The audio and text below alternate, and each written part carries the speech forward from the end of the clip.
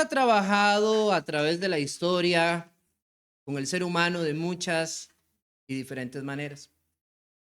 Y cuando el Señor lleva al hombre a entender, a comprender un poco más de Él, es a través de la llegada de la ley o de la famosa ley mosaica en el Antiguo Testamento.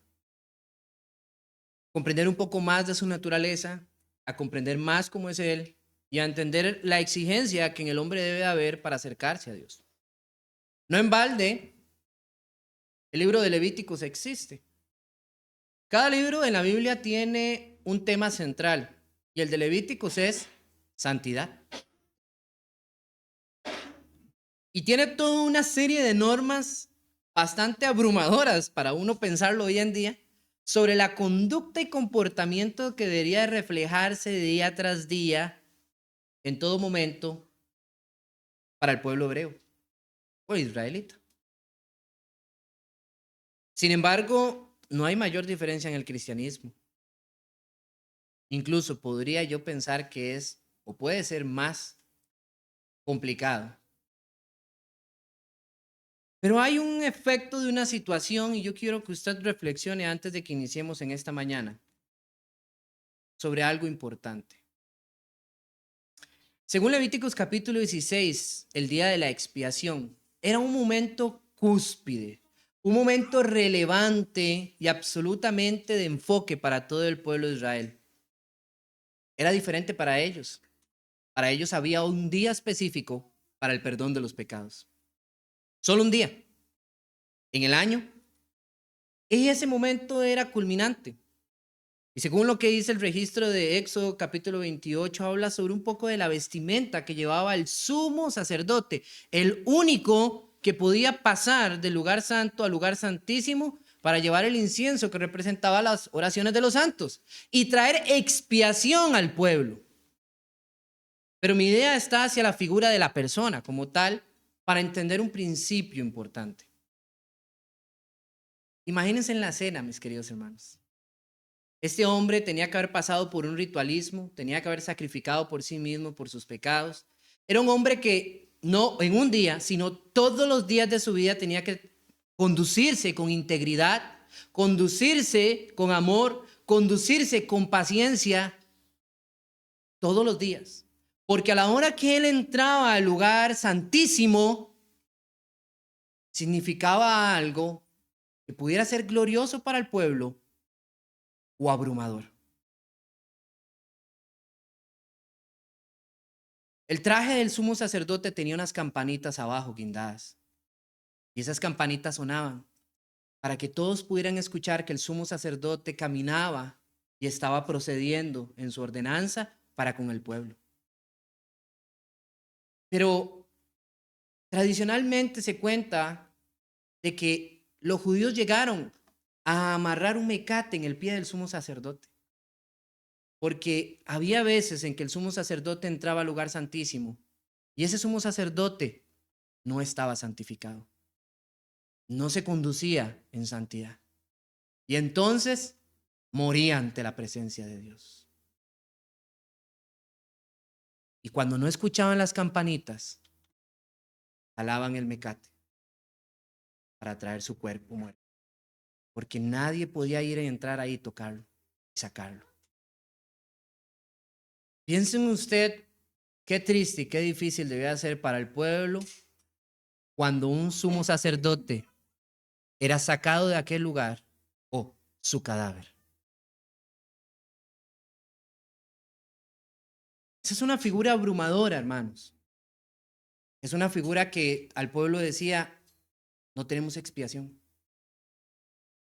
Porque el representante o el que iba a abogar por ellos había fallado en la comisión. Hay un llamado, hermanos, de parte de Dios a sus hijos. Hay un llamado especial y no exclusivo para uno, sino para todos y cada uno de los que se acercan a Dios y confiesan su nombre. Y es el llamado a la santidad. Quiero que me acompañe a la primera carta del apóstol Pedro, primera de Pedro, capítulo 1, Y vamos a estar hablando un poquito a partir del versículo 3 en adelante. Pedro tiene una idea impresionante y hermosa sobre la concepción de tomar los conceptos antiguos, las enseñanzas que Jesús habló y tomar todo esto y aplicarlo a la iglesia en su tiempo. Pedro, el apóstol Pedro, que anduvo con Jesús, que lo escuchó muchas veces hablar, que estuvo casi desde el principio de su ministerio con él, que lo siguió a todo lado, que fue un hombre impulsivo, que fue un hombre que también falló, pero un hombre que recibió misericordia, un hombre que caminó, ahora ya siendo viejo, dentro de la iglesia. Pedro se extiende a las congregaciones para escribir cosas importantes. Y después de tanta reflexión de vida, de un cargo tan importante como el apostolado y de poner su vida en el camino de la predicación, Pedro dice muchas cosas a la iglesia y utiliza todos estos elementos que vienen a bien y entender que son importantes de concebir. Y Pedro llega y dice en el versículo 13 del capítulo 1 de la primera carta de Pedro: por tanto, ceñid los lomos de vuestro entendimiento, sed sobrios, esperad por completo en la gracia que se os trae cuando Jesucristo sea manifiesto. Tienen que ser inteligentes. La primera carta del apóstol Pedro, capítulo 1, versículo 13, nos dice claramente la idea de algo que nosotros tiene que estar. Y es que tenemos que ser inteligentes. Tenemos que nosotros, como un dicho popular que decimos los costarricenses, conéctese, le dice uno a alguien. Cuando no se concentra, conéctese, ubíquese. Es la misma idea de lo que Pedro está tratando de decir. Hermanos, hay que ubicarnos. ¿Por qué? Porque hay una esperanza. ¿En quién? En Cristo Jesús. Y hay que esperarla. Pero aquí viene el detalle. Mientras esa esperanza se tiene que esperar, debe también de haber una conducta. Y vea lo que dice el versículo 14. Como hijos obedientes, no os conforméis a los deseos que antes teníais estando en vuestra ignorancia, sino como aquel que os llamó es santo, sed también vosotros santos en toda vuestra manera de vivir. Porque escrito está, sed santos, porque yo soy santo. Pedro aquí utiliza un pasaje de Levítico, capítulo 19, versículo 2, para traer la idea de lo que Dios le dijo al pueblo de Israel en aquel tiempo, cuando estaba hablando de la santidad en la que el pueblo tenía que remitirse. Y Pedro lo trae y no le está diciendo a la iglesia, ustedes tienen que hacer las normas del Antiguo Testamento. No, sino que Pedro les está diciendo, ustedes se acuerdan de esta palabra, santidad. Esa palabra no debe dejar de existir dentro de la iglesia. Y mucha gente cuando ve la palabra santidad y dice, mira, es que esa persona es un santo, usted imagina a una persona que levita y que tiene una aureola encima de su cabeza, o que lo pintan en los cuadros con cara de benevolente y amoroso. Eso no es un santo. Es un seudónimo que algunos le dan o le acreditan a ciertas personas que tuvieron una vida muy loable y entregada a la comunidad. Pero la palabra santidad dentro del entorno bíblico no es esa idea que algunos pueden tener, ni tampoco la idea de aquella persona que usted dice, mira, es que esa persona se sienta ahí, se queda quietico y no hace nada malo. Pues yo les digo que el agua estancada a veces se queda quietica, se ve reposada y igual se pudre. La santidad no va con esa idea, mis queridos amigos y hermanos. La palabra santidad se ha utilizado tanto en el Antiguo como en el Nuevo Testamento. Y note usted, en el hebreo, en el Antiguo Testamento, la palabra era Kodesh. Y Kodesh tenía el significado de separación, pureza o consagración. Todas las ideas que tienen que ver cuando usted agarra algo y lo aparta. Es como cuando usted va al verdurero y usted le dice al verdurero, mira, ahorita paso, pero nomás como veo los tomates y esos están bien lindos, le voy a comprar 1 kilo de tomate, se lo pago y me lo deja ahí guardado. Y usted agarra ese kilo de tomate, lo escoge a su forma y lo coloca y dice, ese es mío. Sí, ahí yo se lo aparto, yo se lo santifico.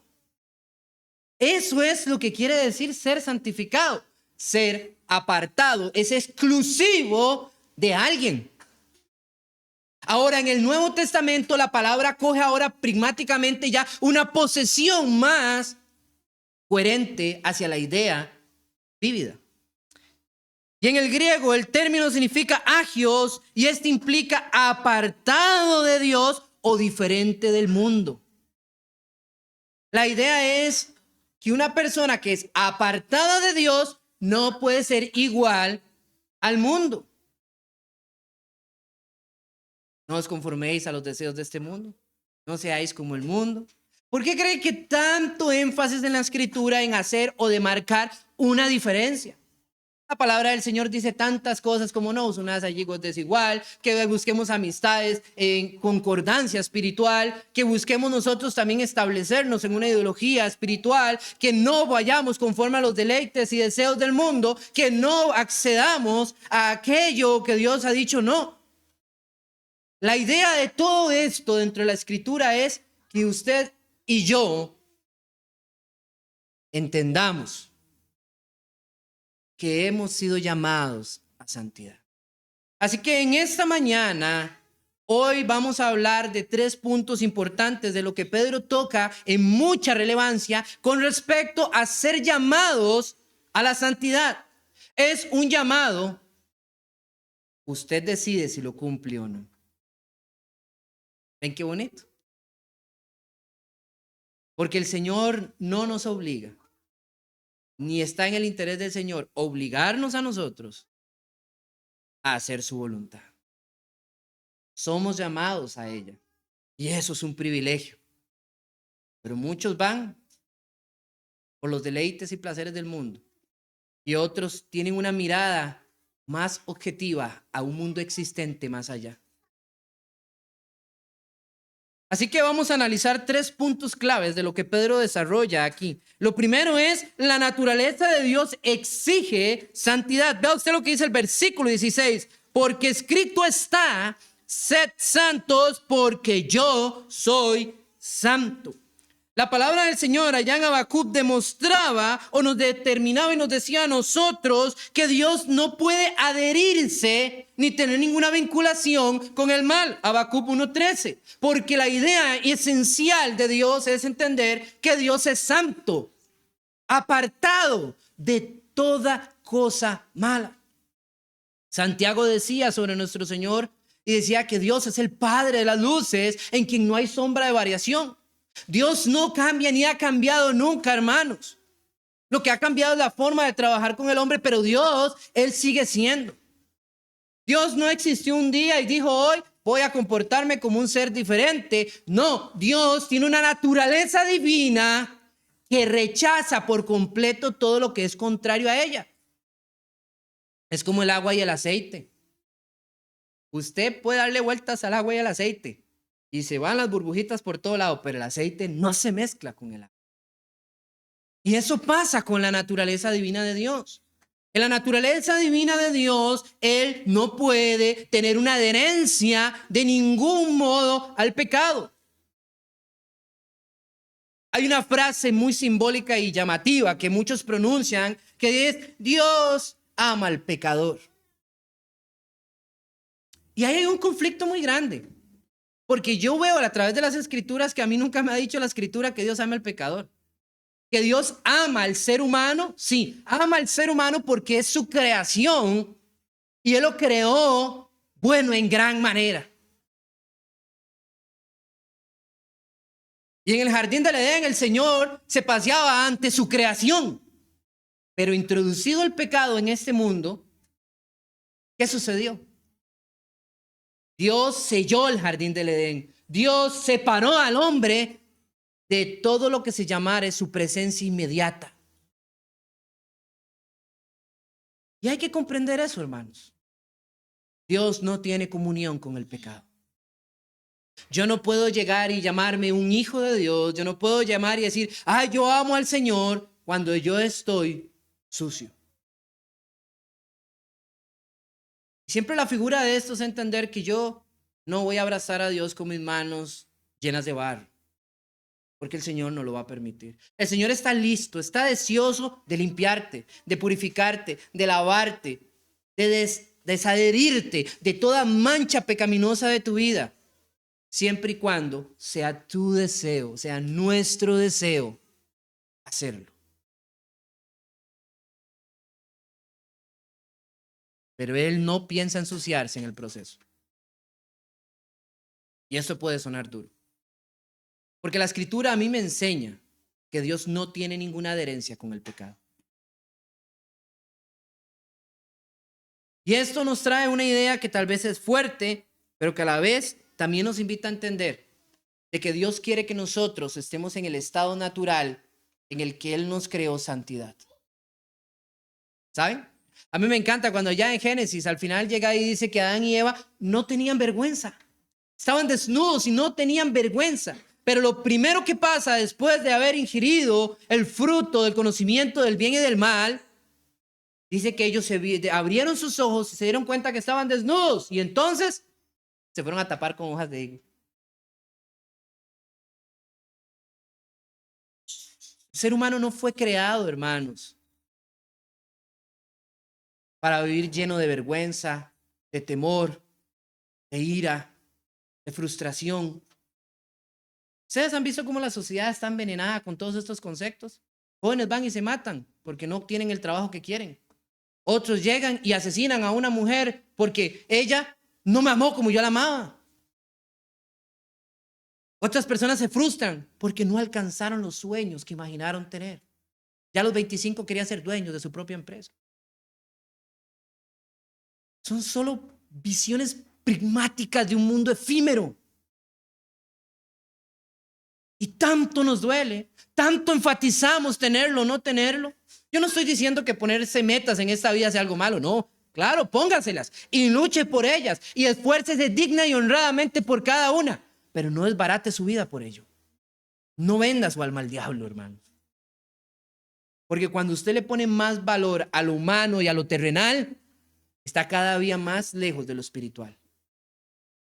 No tiene nada malo tener estas cosas. El problema es entregar su vida para adherirlas a nuestra vida. Cuando Dios siempre nos está haciendo una invitación y es la santidad. Dígame una cosa, ¿de qué nos sirven los títulos, los terrenos? ¿De qué nos sirve ser guapo, bonito allá en el cielo? ¿De qué nos sirve? ¿Ah? Si el mismo Pedro nos dice más adelante, y todo esto se va a quemar. Usted que pasa viéndose, ¿verdad? Y que, ay, qué guapo que estoy, qué lindo que estoy. Adivine que eso se va a acabar. Y seremos conocidos tal cual como debemos de ser. ¿Cuál será su rostro verdadero? ¿Cómo se verá usted de manera real? Pero no lo sé. Ni usted tampoco. Porque la Biblia no está interesada en decirnos eso. Pero sí decirnos que hay un cuerpo eterno mucho mejor que este. Un cuerpo espiritual que Dios ha preparado para aquellos que son santos al igual que Él. Porque ese cuerpo no puede ser revestido por inmoralidad. Pablo lo dice en el capítulo 15 de 1 Corintios, que lo carnal, que esta carne jamás heredará lo celestial, hermanos. Es interno. Nuestra alma reposará de una manera diferente en otro cuerpo espiritual. Pero no si no tenemos santidad.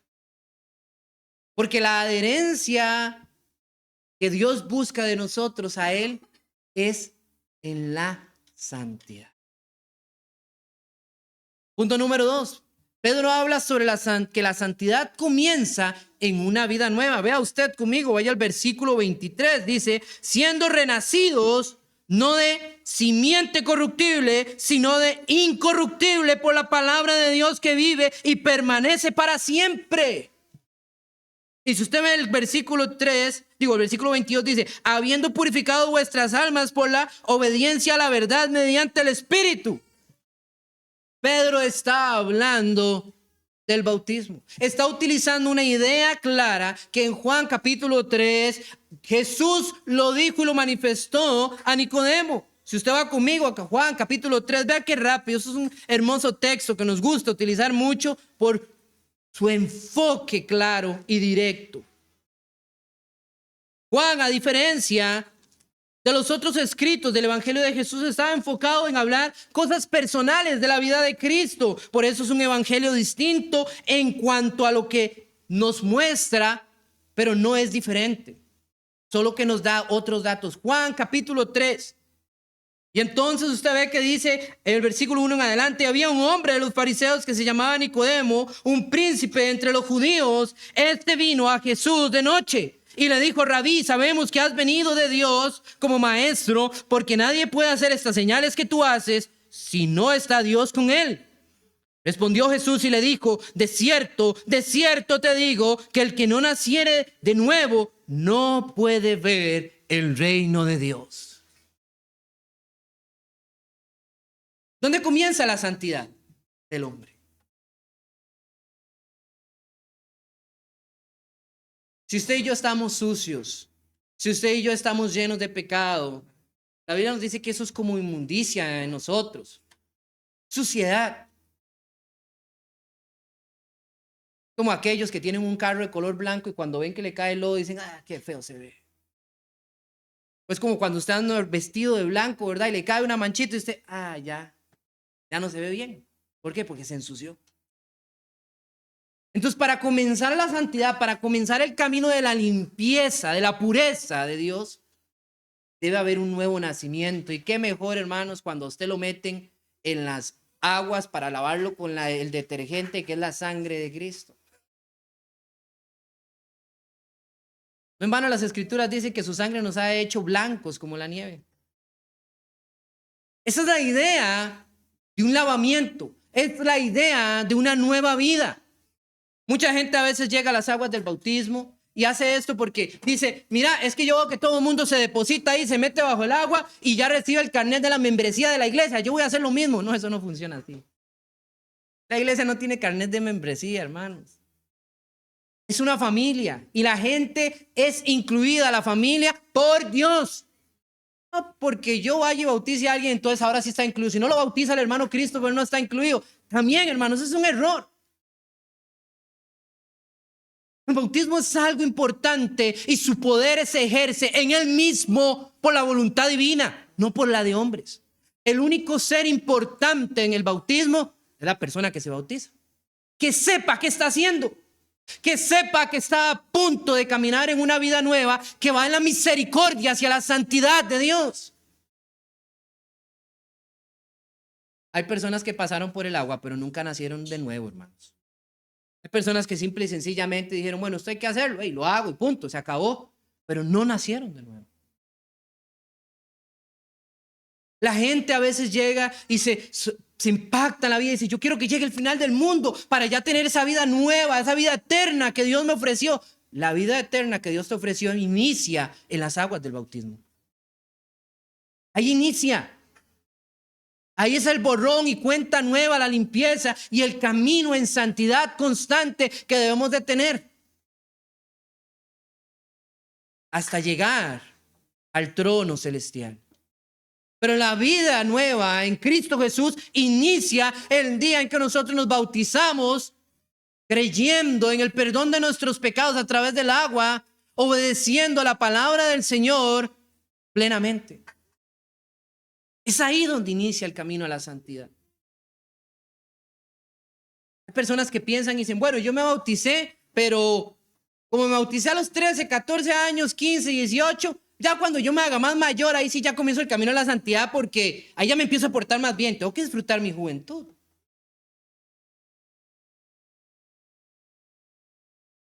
O mejor hay que bautizar a una persona cuando esté bien mayor, ya a los 40, 50, porque ya ahí como que ya se portó todo lo mal que pudo y ahora ya sí se puede comenzar a portar bien. No, hermano. El pensamiento claro del inicio de la santidad está que una persona reconozca y entienda que él es deficiente por sí mismo para poder hacer estas cosas. Necesitamos la ayuda de Dios. No es lo mismo, hermanos, que usted camine solo, queriendo creer hacerlo solo, que haciéndolo de la mano de nuestro Señor y Dios. Es completamente diferente. Y lo absurdo de muchas veces cuando yo oigo a gente que dice, ve hermano, es que para seguir a Dios es un camino tan santo, tan bueno, tan puro, que yo hasta que yo no cambie y deje el pecado, no me acerco, ni me bautismo, ni me voy a la iglesia porque voy a ser un hipócrita. Usted supiera cuántos hipócritas hay en la iglesia. Yo mismo soy uno. ¿Saben por qué, hermanos? Porque a veces nosotros decimos, mira, tengo fe y un mero problema y usted se le olvidó la fe. Usted habla a veces de la misericordia y hay un momento de hacer misericordia y usted más, eso que se cargue otro. Somos deficientes y no vamos a dejar de ser deficientes. El camino a la santidad es esforzarnos a ser diferentes. Tal vez fallemos 1, 2, 3 veces, pero lo seguiremos intentando. Esto es como meterse a un ring y darse de golpes. ¿Ustedes recuerdan las películas de Rocky Balboa? Igualito. Hasta que por fin se apague la campana final y diga se acabó. Es una pelea constante. No se trata de hacerlo todo bien, pero sí esforzarnos por hacerlo bien. No se trata de que es un código que ya usted dice, listo, y nada malo me va a pasar. No, todo malo te va a pasar, pero tú te vas a tratar de mantener o solventar de la mejor manera. No se trata de que no le va a doler, te va a doler, pero te va a doler de una manera diferente. Yo siempre se lo digo, hermanos, a las personas. Solo hay una manera de saber si vale la pena o no. Ese es el día en el que nosotros muramos. Pero ya no hay manera de arrepentirse ni echar para atrás. ¿Quién se quiere jugar ese chance? No lo sé. Pero Dios nos está invitando y nos llama continuamente a la santidad, mis queridos hermanos. Y eso también tiene un propósito y un enfoque muy grande. La santidad se refleja en la conducta del Hijo de Dios. Quiero que me ayuden a leer versículo 15, vaya conmigo, por favor, ahí mismo en las escrituras de Primera de Pedro, capítulo 1, y dice, si no, como aquel que os llamó es santo, sed también vosotros santos en toda vuestra manera de vivir. Pero ¿qué dijo en el versículo 14? Vea lo que dice, como hijos obedientes. Qué lindo es cuando usted oye un cristiano, yo soy un hijo de Dios, siervo de Dios, soy hijo del Dios Altísimo. Hay dos formas en las que uno puede apreciar en la vida a los hijos como padres, ¿saben? Una, cuando te llenan de vergüenza o cuando te llenan de gloria. ¿Cierto o no? Cuando su hijo va llevando el título ahí de grabación y sale y uno está, ese es mi hijo, esa es mi hija, se lo ganó, mira qué pulseaba, era como mañaneaba, a las 4 se levantaba para estudiar y de todo, y usted está, ese es mi hijo. ¿Usted nunca ha escuchado a un padre hablar de su hijo y sus logros? Habla con un gran temple. ¿Por qué? Porque se siente orgulloso. Pero ¿qué pasa cuando tiene un hijo desobediente? Cuando llega y le dicen, miran, es que vimos a su hijo, ese descarriado. No hay manera. Cuando llega y le dicen, miran, yo oí que su hijo embarazó a una chiquita. No me asusta eso, ya lo he hecho 3 veces. Solo hay dos formas de las que puede tener sentimientos un padre hacia sus hijos. Siempre los va a amar. Pero el problema es, o se siente decepcionado de ellos, o se siente orgulloso. Y cuando venimos a las aguas del bautismo y nos hacemos hijos de Dios, porque somos adheridos a la familia espiritual de Dios, comenzamos un récord de caminata, hermano. Y cada cosa que usted y yo vamos haciendo tiene que ver de dar cuentas a nuestro Padre Celestial. Olvídese de su padre y su madre natural. Olvídese eso, tiene que ver de caminar como hijos que hagan sentir a su padre orgullosos. ¿Qué pasa con el Señor cuando ve a uno de sus hijos y dice, Señor, ayúdame con esto, Señor, ayúdame con esto? Y ve a esa persona que es fiel, que es constante, que es entregada, que es una persona que camina en santidad día con día. ¿No le dará ganas al Señor de darle lo que quiere? ¿Ah? Obviamente que si está en contra de los propósitos de Dios, pues no sucederá. Caso es nuestro Señor Jesucristo. Si puedes, pasa de mí esta copa, pero que no sea como yo quiero, sino como sea tu voluntad. Y el Señor Jesús caminaba en santidad. Pero aún así hay veces que no nos da Dios lo que queremos, ¿verdad? Muchas veces nos da de privilegios y de cosas que nosotros diríamos, wow, Señor, pero qué bonito, ¿esto por qué a mí? ¿Qué hice yo para merecerlo? Y el Señor nos dice, simplemente ser mi hijo y portarse bien. Eso es todo. Pero a veces es difícil aceptar y entender en nuestra vida que debemos de ser hijos que hagan sentirse orgulloso a su padre. Cuando usted ve la historia de Job, comienza diciendo, y Job era un hombre perfecto, recto, justo. Cuando el Señor Jesucristo se bautiza, dice que hay una voz. La primera vez que vemos a todas las tres divinas personas en un solo momento, instante, y dice, este es mi hijo amado, en quien tengo complacencia. La idea cognitiva de esto es clara, hermanos, si no cambia ni varía en ningún momento. Pero yo le voy a decir a usted una cosa, porque como seres humanos necesitamos a veces un ejemplo a seguir, necesitamos una guía o un camino. Porque cuando hablan de Dios, Dios nos queda muy grande y decimos, pero es que yo a Dios no lo veo, no lo comprendo. Y Dios entiende eso, hermanos. Por eso Él envió a Jesucristo. Jesucristo caminó en esta tierra como usted y como yo. Jesucristo vivió como usted y como yo, con dolor, con hambre, con sufrimiento. Ni siquiera tenía plata, hermanos. Nació en un pesebre. Lo quisieron apedrear, lo quisieron matar varias veces. Gente se burlaba de él en la cara. Y él con la autoridad de Dios no podía llegar y decirles, cállate, y se le callaba la boca, no. Solo vivió su vida como la de un ser humano común. Pero caminó en santidad. Y si usted quiere un mejor ejemplo, veamos el ejemplo de nuestro hermano Jesucristo, el hermano mayor, nuestro Señor. Él nos muestra, hermanos, cómo caminar en santidad. Él se molestó, él tuvo hambre, él se llenó a veces de preocupación, él a veces tuvo frustraciones como todos nosotros y la Biblia nos relata todo esto, ahí está. A veces tuvo que huir y a veces tuvo que enfrentarse. Y nos dejó ese ejemplo de vida para que usted y yo entendamos cuál es el camino de la santidad. No se trata de levitar y dejar de ser humano. Se trata de ser humano, pero esforzarnos cada día. Porque hay algo más que lo que vemos en este mundo físico. El libro de Hebreos me dice algo importante a mí. En el capítulo 9, versículo 11 y 12. Está en pantalla para que lo puedan ver conmigo.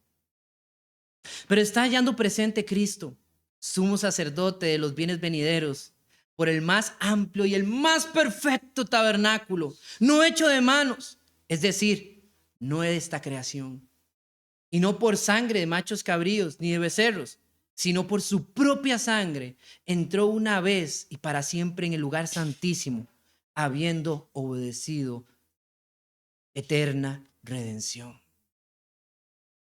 ¿Se acuerdan lo que le dije a los sacerdotes al principio? Usted y yo no nos tenemos que poner hoy pasmados un día al año esperando a ver si para nosotros habrá expiación. Ya Jesucristo la hizo. Y Él es el sumo sacerdote. No necesitamos un sumo sacerdote humano porque se acabó. Todo el pueblo, esa es la idea de Pedro, el pueblo entero es sacerdotes. Todos los cristianos son sacerdotes llamados a santidad. Y tenemos un sumo sacerdote, que el que dice el autor del libro de Hebreos, entró una vez y para siempre, y Él expía constantemente nuestros pecados. Es por Él y para Él que hay una redención hacia nosotros dirigida. Solo la figura de Cristo es la única necesaria. Él es el hermano mayor, Él es el ejemplo de santidad, Él es el que lo ha hecho. Usted y yo no tenemos nada más que persistir.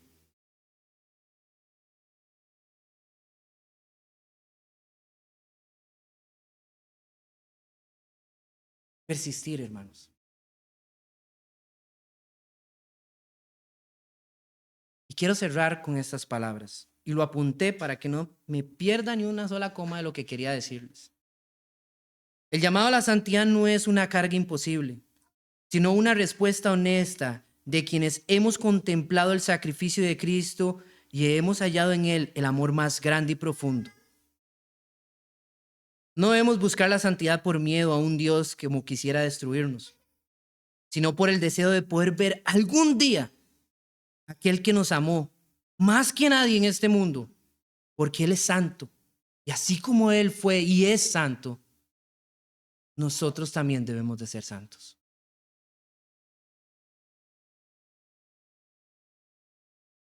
Say